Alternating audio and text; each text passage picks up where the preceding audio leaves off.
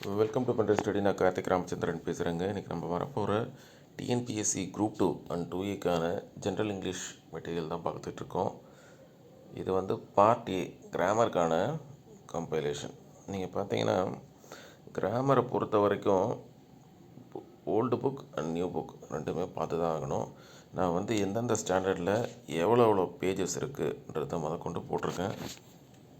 அதே மாதிரி இதில் பேஜ் நம்பர்ஸும் இருக்கும். 6th நியூ புக்காக எந்த பேஜில் இருக்குது, 10th ஓல்டு புக்காக எந்த பேஜில் இருக்குன்றதும் இருக்கும். சரிங்களா? இப்படி தான் நம்ம கம்பைல் பண்ணி வச்சுருக்கோம். நீங்கள் ஃபுல்லாக அதை கோத்ரூ பண்ணுற மாதிரி தான் இருக்கும். ஏன்னா குரூப் 2A மெயின்ஸ்லேயும் இப்போ ஏன்னா இந்த கிராமர் பார்ட்டு இருக்குது. அதனால் நீங்கள் வந்து இந்த கிராமர் பார்ட்டை எவ்வளோ தரவாக படிக்க முடியுமோ இந்த எக்ஸாம்பிள்ஸ்லாம் நீங்களே சால்வ் பண்ணுங்கள். சரிங்களா? நீங்களே சால்வ் பண்ணி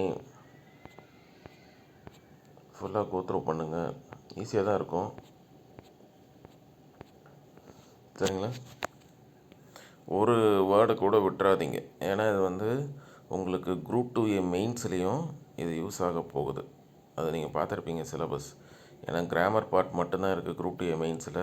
அதனால் நீங்கள் இங்கேயே தரவு பண்ணிக்கோங்க குரூப் 2A ப்ரிலிம்ஸ் கிளியர் பண்ணுறத வச்சு.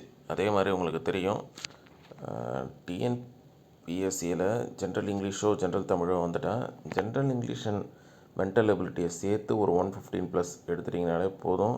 நீங்கள் ஈஸியாக கிளியர் பண்ணிடலாம். அது குரூப் 4னாலும் சரி, குரூப் 2A சரி. நீங்கள் ஈஸியாக இந்த இங்கிலீஷ் பார்ட் அண்ட் மென்டல் எபிலிட்டியில் கிளாரிட்டியாக இருந்தீங்கன்னா இந்த ப்ரிலிம்ஸை கிளியர் பண்ணிவிட்டு மெயின்ஸ்க்கு போயிடலாம்.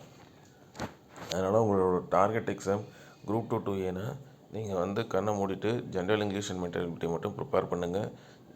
General studies, general science unit 8, unit 9லாம் ஒரு ஆவரேஜாக ப்ரிப்பேர் பண்ணால் போதும். நீங்கள் கண்டிப்பாக கிளியர் பண்ண முடியும்.